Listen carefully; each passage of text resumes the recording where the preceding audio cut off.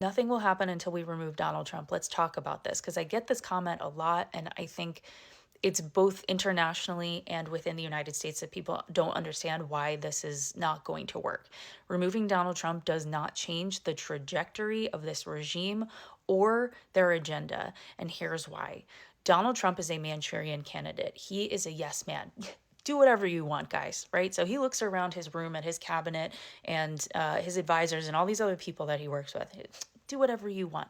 Why does he say that? Because he is in the position of having the Oval Office for two reasons. Number one, he wanted a revenge tour on the American people, American systems, the American economy after we didn't elect him in 2020. And that is because he is a narcissist and he can't just let things go. Like he could have just, you know, disappeared away into the shadows and lived his retired life, and that was it.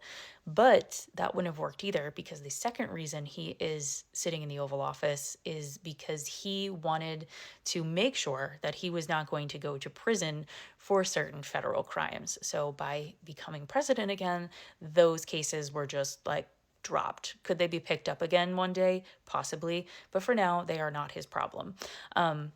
That's why he's the president. Does he care about anything else? No. And so what happens is you have the Heritage Foundation, who has been around since the 1960s. I can do a whole deep dive on that organization. And they are the group that is kind of driving this narrative. You'll hear people be like, it's going to be like The Handmaid's Tale. They are the group that is pushing, Christianity into everything, that white Christian nationalism. Women need to be at home. They don't need to be indoctrinated in college. Get married young, have lots of kids.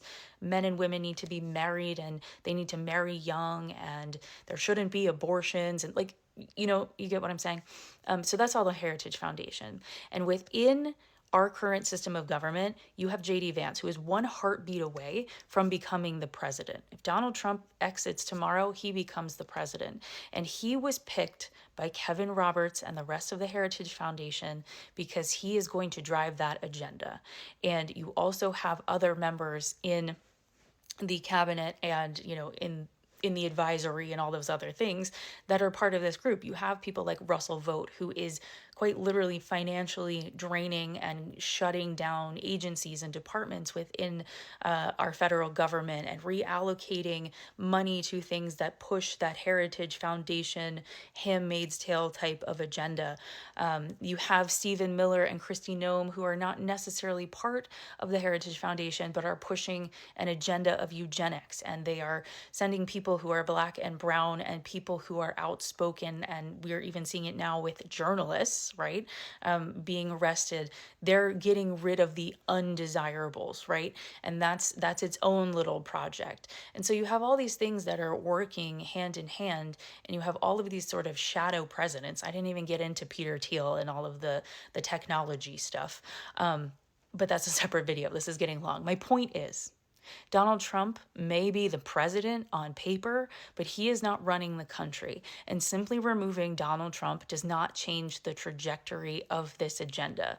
If anything, Donald Trump and his horrible vileness, that's probably not a word, is something that we can manage moving forward because it is predictable and because we have lived in that space for so long. Switching him out for anyone else who has even a little bit of competency is probably going to turn up the heat and make things much worse. So I just wanted to point out, removing Donald Trump is not going to solve our problems.